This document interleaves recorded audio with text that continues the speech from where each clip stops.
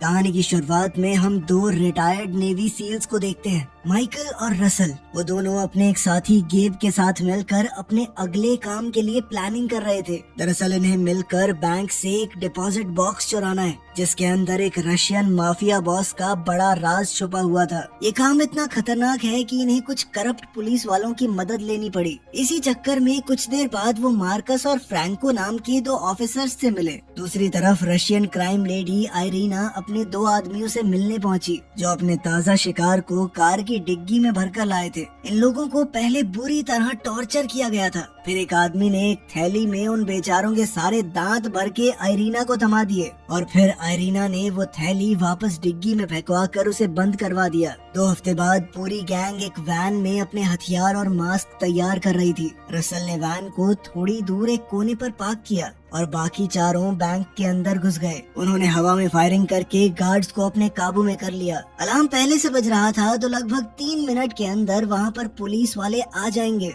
गेब ने भागते हुए बैंक मैनेजर को पकड़ा और उसे उसके घर और परिवार वालों की तस्वीरें दिखाकर डराया कि जिंदा देखना है ना इन्हें दोबारा। मैनेजर इस हरकत से काफी डर गया और ये लोग उसे वॉल्ट तक ले गए। उन्होंने उसे वो नंबर बताया जो इन्हें चाहिए था। मैनेजर ने अपनी चाबियां ताले पर लगाई, पर माइकल ने उसे धक्का देकर खुद वो बॉक्स निकाल लिया। तभी गेब की नजर पास में पड़े कैश के ढेर पर पड़ी और उसने चुपके से कुछ पैसे भी अपने बैग में भर लिए। बाहर निकलते समय इन्होंने वॉल्ट का दरवाजा बंद करके चाबियां मैनेजर की तरफ फेंक दी। गेब सबसे पहले बैंक से निकलकर एक कार में जा छुपा, जबकि रसल पुलिस स्कैनर में सारी खबर सुनते हुए रास्ता बताता रहा। जब बाकी तीनों भी बाहर आ गए तो माइकल ने दरवाजे पर 2 फ्लैश ग्रेनेड लगा दिए, जिससे अंदर के लोग वॉल्ट में जा छुपे। फिर तीनों गेब के साथ कार में बैठे और रसल के बताए रास्ते पर निकल पड़े। कुछ देर तक तो सब कुछ सही चला, लेकिन फिर पैसों के साथ रखा हुआ एक डाई पैक अचानक से बैग में फट गया। पूरी कार के अंदर लाल धुआं भर गया, जिससे कुछ भी देख पाना और गाड़ी चलाना बहुत मुश्किल हो गया। धुआं निकालने के लिए जैसे ही इन्होंने दरवाजा खोला, इनकी गाड़ी एक दूसरी गाड़ी से जा टकराई। इस हादसे से रास्ता बंद हो गया और रसल पीछे छूट गया। मजबूरी में चारों ने बाहर निकलकर लोगों को भगाने के लिए फायरिंग शुरू कर दी और एक ड्राइवर जो बकवास कर रहा था उसका शीशा तक तोड़ दिया। रसल दूर से ये सब कुछ देख रहा था और तभी उसे एक घायल औरत नजर आई। एक नई गाड़ी चुराने के बाद उन्होंने पुरानी गाड़ी में एक बॉम्ब एक्टिवेट कर दिया और फटने से पहले वहाँ से निकल गए। पुलिस के पहुँचने से पहले रसल भी चुपचाप वहाँ से खिसक गया। फिर एक सुनसान जगह पर पूरी गैंग ने अपना इस्तेमाल किया हुआ सारा सामान एक गाड़ी में छोड़ दिया। मार्कस और फ्रैंको ने गेब पर बहुत गुस्सा किया, क्योंकि उसी ने वो पैसे उठाए थे। वो प्लान का हिस्सा नहीं था। वो पैसे असल में पुलिस वालों का बिछाया हुआ एक चारा था। कैश को छूते ही वो डाई का पैकेट फट गया, उस चक्कर में पकड़े जाते। इस सब से फ्रैंको आग बबूला हो गया। फ्रैंको ने अपनी बंदूक निकाल ली और माइकल ने उसे कहा कि थोड़ा शांत हो जा भाई, और माइकल ने उसे जैसे तैसे शांत करके बंदूक वापस रखवाई। जब मामला थोड़ा शांत हुआ तो उन्होंने भागने वाली गाड़ी के पेट्रोल टैंक पर गोली मार के उसमें आग लगा दी। बाद में माइकल एक मीट फैक्ट्री गया, जहां आयरीना के आदमी अपने शिकार को मीट के ट्रक्स में भरकर ले जा रहे थे। माइकल ने उन्हें वो बॉक्स सौंप दिया ताकि उनका काम पूरा हो जाए। इसी बीच डिटेक्टिव एलन बैंक में चोरी की जांच करने पहुंचा और बैंक के मैनेजर से कहा कि सोशल मीडिया पे सोच समझ के पोस्ट करना। उसी समय एलन का भतीजा क्रिस, जो कि पहले फौज में रह चुका है, अपनी नई नौकरी के पहले दिन स्टेशन पहुंचा। थोड़ी देर में मार्कस भी वहां आया और किसी की भी नजर इस बात पर नहीं गई कि उसके जूते और पैंट पे अभी भी डाई लगा हुआ था। क्योंकि क्रिस नया था तो उसकी ड्यूटी मार्कस के साथ लगा दी गई। मार्कस को ये बात कुछ खास पसंद नहीं आई, लेकिन किसी ने उसकी सुनी नहीं। अब दोनों शहर में पेट्रोलिंग पर निकले, जहां उन्हें सिर्फ छोटी मोटी घटनाएं ही संभालनी पड़ी। उधर माइकल अपने घर पर एक बर्नर फोन से फ्रैंको को कॉल करने वाला था। माइकल ने फ्रैंको को बताया कि वो 2 दिन बाद मिलेंगे। फिर उसने उस फोन का सिम कार्ड माइक्रोवेव में जलाकर खाक कर दिया। इसके बाद माइकल फिर से उसी मीट फैक्ट्री गया, जहां आयरीना के आदमियों ने उसकी तलाशी ली और उसके बाद ही उसे अंदर जाने दिया। वहाँ आयरीना का भांजा फेलिक्स दौड़कर माइकल से लिपट गया, जिससे हमें ये पता चला कि माइकल असल में उसका पिता है। माइकल को उम्मीद थी कि चोरी के पैसे उसे मिल जाएंगे, पर आयरीना ने कहा कि उसे पहले एक और काम पूरा करना बाकी है। जब माइकल ने मना करने की कोशिश की तो आयरीना ने धमकी दी कि अपने बेटे से दोबारा मिल नहीं पाएगा तू। अब अगले काम के बारे में बताते हुए माइकल की नजर फेडरल एजेंट से भरे हुए कमरे पर पड़ी, जिससे उसके होश उड़ गए। बाद में आयरीना ने अपने पति को फोन किया, जो कि एक रशियन माफिया बॉस था, और इस वक्त वो जेल के अंदर बंद था। उसने आयरीना को सलाह दी कि माइकल किसी भी हाल में काम के लिए मना न कर पाए, ये हमारे लिए बहुत जरूरी है। उसी रात रसल को माइकल का कॉल आया कि उन्हें तुरंत मिलना है, पर जैसे ही वो अपनी कार में बैठा, आयरीना के गुंडे ने पीछे से उसका गला घोंटना शुरू कर दिया। उधर फ्रैंको, गेब, माइकल और मार्कस एक जगह पर इकट्ठा हुए, जहाँ पर इस बात पे झगड़ा छिड़ गया कि आयरीना ने हमें पैसे क्यों नहीं दिए, इतना खतरनाक काम किया है, उसके पैसे भी ना मिले। फिर माइकल ने सबको उन फेडरल एजेंट्स के बारे में बताया जो उसने देखे थे, यानी इस केस में अब FBI शामिल हो चुकी है, उन्हें बहुत संभल कर चलना होगा। तभी उन्होंने देखा कि रसल की कार एक दीवार से टकराई और दूसरी गाड़ी तेजी से वहाँ से निकल गई। सब जल्दी से दौड़कर उसके पास पहुँचे। रसल के सर पर वही प्लास्टिक की थैली चढ़ी थी और वो बुरी तरह घायल पड़ा था, यानी अब उसके पास ज्यादा वक्त नहीं बचा। मार्कस ने किसी तरह गुस्से से भरे गेब को रोका, जबकि माइकल ने रसल को तड़पता देखकर उसे गोली मार दी ताकि उसके दर्द को खत्म कर सके। फिर माइकल ने आयरीना की बहन और फेलिक्स की माँ एलेना को फोन किया। दरअसल वो आयरीना से मिलने की कोशिश कर रहा था, वो जानना चाहता था कि इसका क्या मतलब है, पर दोनों ही औरतों ने फोन नहीं उठाया। इसी बीच एलन और उसकी पार्टनर डिटेक्टिव ट्रीना ने चोरी की फुटेज देखी। वो तुरंत समझ गए कि इन चोरों में से कुछ के पास आर्मी की ट्रेनिंग जरूर है। अगली सुबह पूरा ग्रुप अपने अगले काम की प्लानिंग में जुट गया। उन्हें ये चोरी डिपार्टमेंट ऑफ होमलैंड सिक्योरिटी में करनी थी, यानी एक तरह से पुलिस हेडक्वार्टर्स में। इस चोरी को उन्हें 2 मिनट के अंदर अंदर अंजाम देना होगा,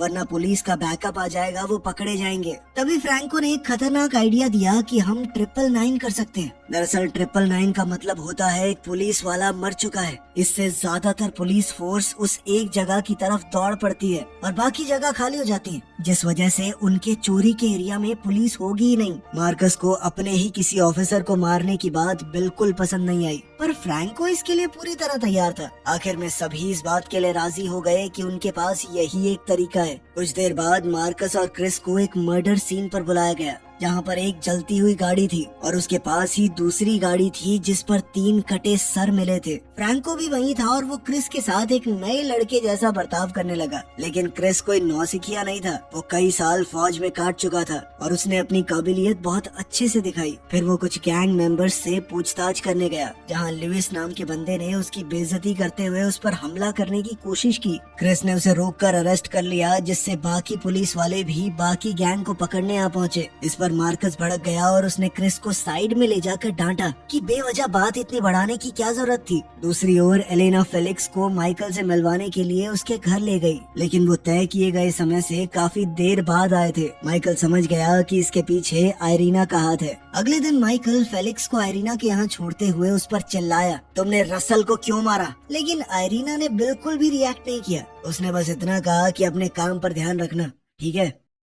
अगली बार जब ग्रुप एक सोना में मिला तो मार्कस ने सुझाव दिया कि मेरा नया पार्टनर है क्रिस, वही होना चाहिए हमारा शिकार, क्योंकि वैसे भी वो एक हाई लेवल ऑफिसर एलन का भतीजा है और उसे कुछ हुआ तो पूरा डिपार्टमेंट वहाँ पहुँच जाएगा। घर जाते समय गेब ने माना कि किसी बेकसूर को मारने का आइडिया उसे जरा भी पसंद नहीं है। गेब ने प्लान बदलने के लिए मिन्नतें की, लेकिन माइकल ने गुस्से में उससे कहा कि तू गाड़ी से बाहर निकल, चल जाए यहाँ से। अगले दिन एलन अपनी एक इन्फॉर्मर से मिला और उसे कुछ पैसे देकर कुछ जानकारी निकाली। खबर ये थी कि लिया नाम की एक लड़की नशे में चूर होके ये बोल रही थी कि उसके बॉयफ्रेंड ने अभी अभी एक बैंक रॉबरी की है। इसी बीच मार्कस और क्रिस एक गैंग के इलाके में घुसे, जहां मार्कस लोगों से जानकारी जुटाने लगा और क्रिस ने 2 जवान गैंग मेंबर्स को उनकी गलत जिंदगी के लिए डांटा कि वापस स्कूल चले जाओ, कुछ नहीं रखा इसमें। फिर उन्होंने टर्माइट नाम के एक अपराधी का चुपके से पीछा किया, जो इस मर्डर की वजह से शक के घेरे में था। उन्होंने देखा कि टर्माइट नशीले पाउडर को बच्चों की तरह छुपा कर ले जा रहा है। कुछ देर बाद क्रिस ने कॉप्स की एक टीम इकट्ठा करके टर्माइट के घर की तलाशी की तैयारी की। इससे पहले कि वो अंदर घुस पाते, टर्माइट ने खिड़की से उन पर गोलियां चला दी। इसलिए ऑफिसर्स ने जवाबी फायरिंग करते हुए सीढ़ियों की तरफ बढ़ना शुरू किया।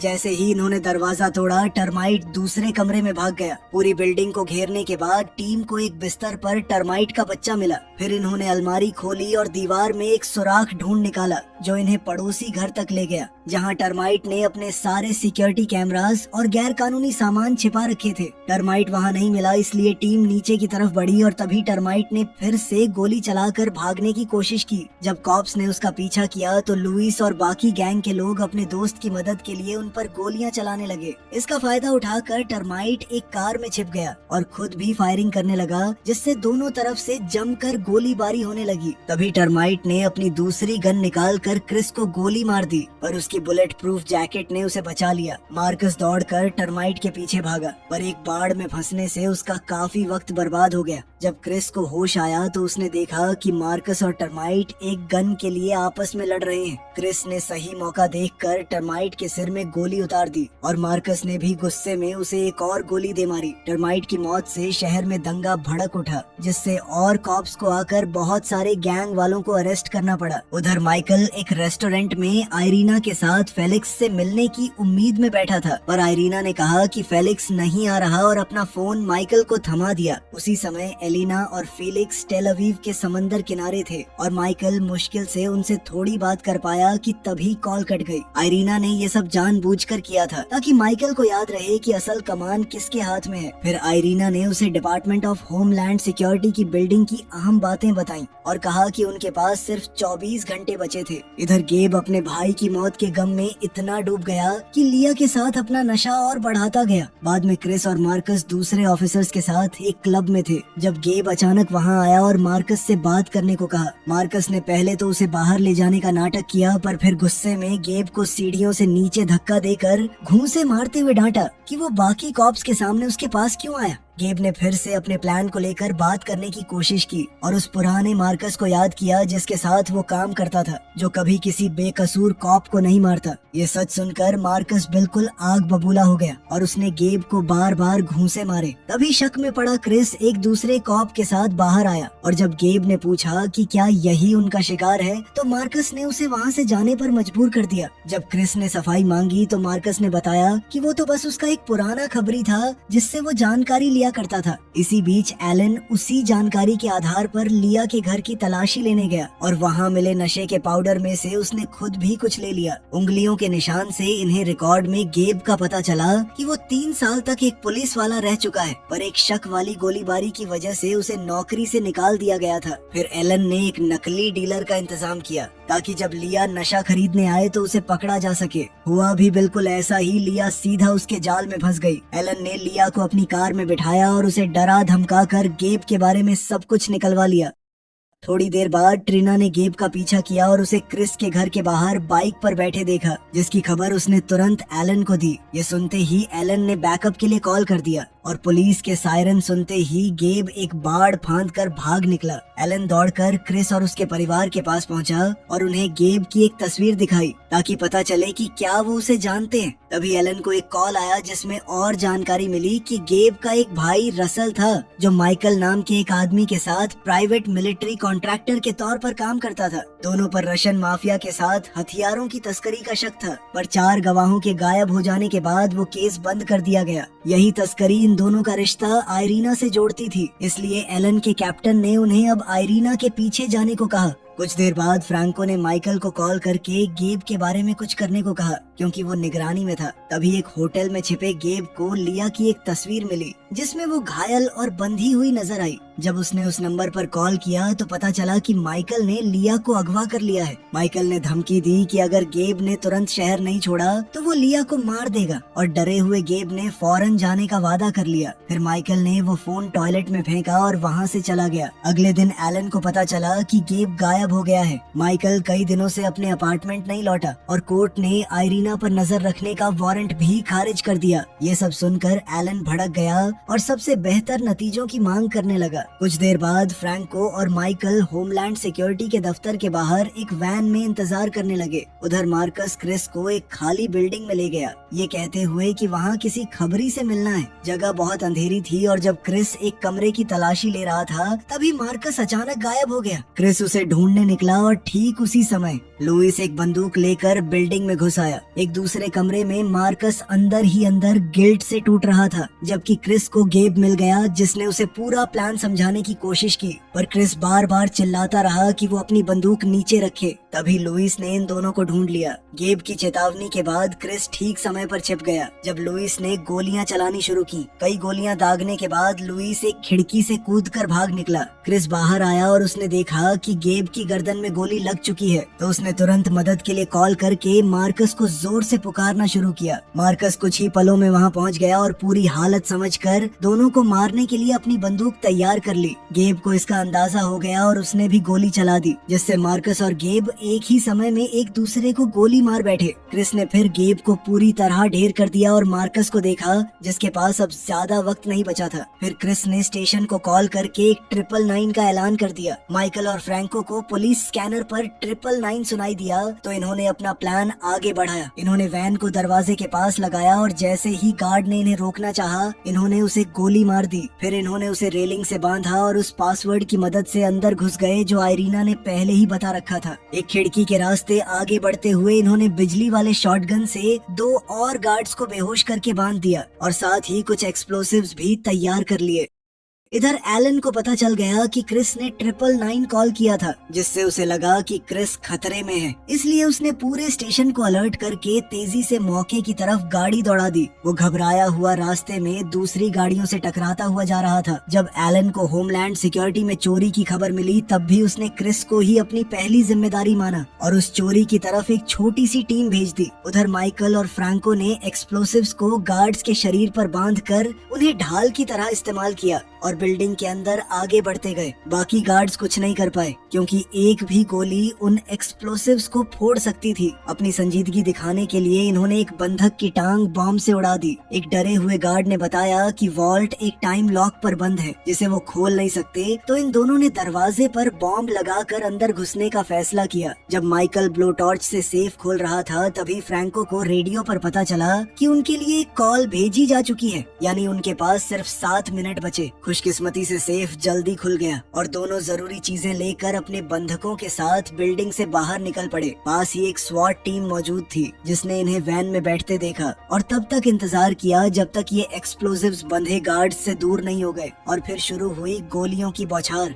दोनों को गोलियां लगीं, पर ये किसी तरह भागने में कामयाब हो गए। बचने के लिए फ्रैंको ने अपने बॉस को कॉल करके कहा कि उसने 999 के बारे में सुना है और जल्दी ही वहाँ पहुँचेगा। उधर खाली बिल्डिंग पर एक हेलीकॉप्टर आया जो मार्कस को हॉस्पिटल ले गया। एलन कई गाड़ियों से टकराता हुआ वहां पहुंचा और तुरंत अपने भतीजे की हालत देखी। उसने पूरी कहानी सुनी और जाना कि एक स्वॉट टीम ने लुइस को घेर रखा है। क्रिस ने ये भी बताया कि उसने कुछ दिन पहले गेब को उसी क्लब में देखा था। थोड़ी देर बाद फ्रैंको भी जांच में मदद के लिए आया, पर एलन को उसकी लंगड़ाती चाल देखकर शक होने लगा। शाम को माइकल आयरीना से मिला और उसे वो चुराया हुआ बॉक्स दे दिया जिसे आयरीना ने बैंक से चुराई गई चाबी से खोला। फिर माइकल अपने बेटे से मिलने की मांग करते हुए आयरीना पर ऐसा चिल्लाया कि उसके गार्ड्स बीच में आ गए। माइकल ने फौरन एक आदमी को मार गिराया और गाड़ी की जांच की, पर वो खाली निकली। तभी दूसरे गार्ड ने उसे गिराकर उसके हाथ पर पैर रखा और उसके कान के पास गोली चला दी, जिससे उसे कुछ देर के लिए सुनाई देना बंद हो गया। आयरीना ने कहा कि मेरा बस चले तो मैं तुझे अभी मार दूं, लेकिन फेलिक्स और एलेना मुझे कभी माफ नहीं करेंगे। इसलिए उसने उससे पैसे लेकर चले जाने को कहा और फेलिक्स से दोबारा मिलने से साफ मना कर दिया। माइकल अपने बेटे के लिए एक तोहफा लाया था, तो इरीना कम से कम इस बात पर राजी हो गई कि वो इसे फेलिक्स को उसके पिता की आखिरी निशानी के तौर पर दे देगी। जैसे ही इरीना और उसके आदमी वहाँ से निकले, माइकल ने आखिरी एक्सप्लोसिव एक्टिवेट किया जो उस गिफ्ट के अंदर छिपा था और इस तरह उसने आयरीना की गाड़ी को उड़ा दिया। निकलते समय माइकल ने जलती हुई गाड़ी के पास से गुजरकर पक्का किया कि कोई जिंदा न बचे। हॉस्पिटल में एक कॉप ने क्रिस को बताया कि लुइस को स्वॉट ने मार गिराया है। क्रिस लुइस का सामान देखने मॉर्ग पहुंचा और वहां उसे एक पर्ची मिली जिस पर उसी खाली बिल्डिंग का पता और एक तय वक्त लिखा था, यानी साफ था कि लुइस असल में उसी को मारने वहां आया। तभी एक कॉप ने माइकल की गाड़ी रोकी, पर वो फ्रैंको निकला। माइकल ने बताया कि इरीना ने आखिरकार पैसे चुका दिए हैं और फ्रैंको ने कहा कि मार्कस अभी जिंदा है, पर वो उसे भी वैसे ही मार देगा जैसे उसने लिया को मारा था। अचानक फ्रैंको ने अपनी गन निकालकर माइकल पर 3 गोलियां दागी, जिससे वो वहीं ढेर हो गया और फ्रैंको सारे पैसे लेकर चलता बना। अगले दिन क्रिस उसी गैंग के इलाके में गया और लोगों से पूछताछ करने लगा, जहां उसे पता चला कि जिस दिन वो घायल हुआ था उसी दिन मार्कस को लुइस से बात करते देखा गया था। क्रिस फिर एलन के पास गया और उसे अपना शक जताया कि ये पूरी साजिश मार्कस ने ही रची होगी। एलन को भी ये बात सही लगी, पर उनके पास कोई ठोस सबूत नहीं था। बाद में जब एलन को लिया की लाश मिलने की खबर मिली तो उसने क्रिस से कहा कि मुझे शक है कि ये चौथा आदमी कोई और नहीं बल्कि एक करप्ट पुलिस वाला है जो सारे सबूत मिटाता जा रहा है। फिर एलन ने ट्रीना को कॉल करके रिकॉर्ड में देखने को कहा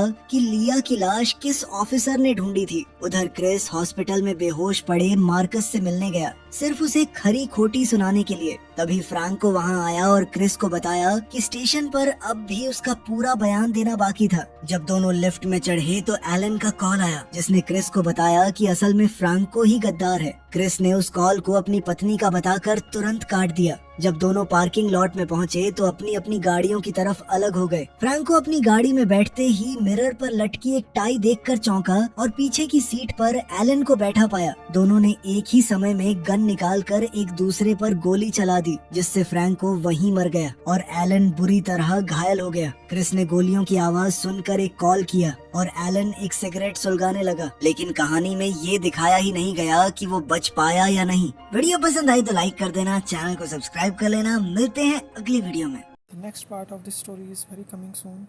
This is Frightening Crime Files, and if you don't subscribe, please subscribe my channel, and you can watch it tomorrow, the part 2. Thank you so much. Coming up with a new content, you are watching Frightening Crime Files. Let's go to the video. Hi everyone, I hope you are all doing well. This is Frightening Crime Files, and like, comment and share for new videos because very soon very much content is coming up. Thank you.